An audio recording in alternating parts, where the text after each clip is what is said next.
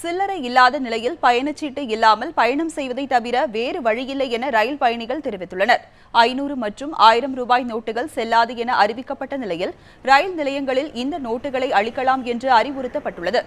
இதனால் பயணச்சீட்டு எடுக்க வரும் பயணிகள் பெரும்பாலும் 500, 1000 ரூபாய் தாள்களை கொண்டு வந்து வண்ணம் உள்ளனர். இதன் காரணமாக மீதி தொகையை அளிக்க முடியாத நிலையில் பயணச்சீட்டு வழங்கும் ஊழியர்கள் தவிக்கும் சூழல் காணப்படுகிறது. 610 ரூபாய் எடுத்துன்னு வந்தோம். டிக்கெட்டுக்கு 100 ரூபாய் சரியா போச்சு. தாம்பரம் வரையும் போகிறோம்.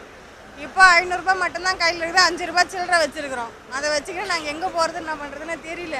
இங்கே கேட்டால் டிக்கெட்டில் சில்லறை இல்லை, திருத்தல்லே சொன்னாங்க, இங்கேயும் சொல்கிறாங்க.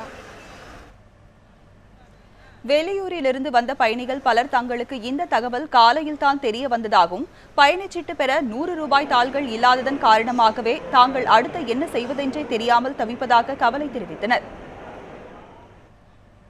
இதை வச்சு என்ன செய்ய சொல்லுங்க? இது யாருக்கு இதெல்லாம் காரணம்? என்ன காரணம்? எத்தனை பேர் பப்ளிக்கெல்லாம் அவ்வளோ இதாகிறாங்க? என்ன கவர்மெண்ட் இது? கவர்மெண்ட்டாக என்ன இது? கஷ்டப்பட்ட காசுக்கு திருப்பி சாப்பிட்லான்னா பசி எடுக்குது. போய் ஹோட்டலில் போய் கேட்டால் சேஞ்ச் இல்லைன்னு சொல்கிறாங்க. டிக்கெட் வந்து கேட்டால் டிக்கெட்டு சேஞ்ச் இல்லைன்றாங்க. நாங்கள் எப்படி இருக்கணும்னு சொல்லுங்கள்? நான் வித்தவுட் ஜெர்னி பண்ண போகிறேன். என்ன யாருனாலும் பிடிச்சா இருந்தாலும் சொல்ல போகிறேன்.